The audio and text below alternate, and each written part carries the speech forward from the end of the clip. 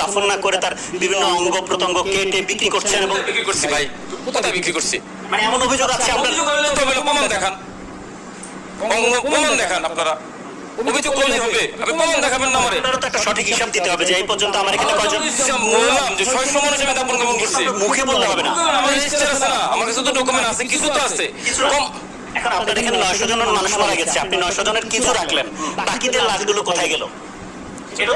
এটা তো কবরস্থানে আছে ভাই, কবরে আছে, কাগজপত্র কবরস্থানে। কবরস্থানে সব কাগজপত্র নাই, দেয় নাই। আমি কোথেকে পাবো? আমি কি ছাপাবো?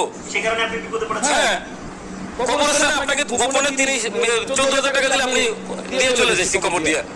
কারণ আমি জানি এই অজ্ঞাত মানুষগুলো কোনোদিন কেউ খুঁজতে আসবে না। সেটা কেমন নয়? আপনি তো চাইলে আঞ্জুমান মফিদুল ইসলামের মাধ্যমে নিতে কোনোদিন নিছে না।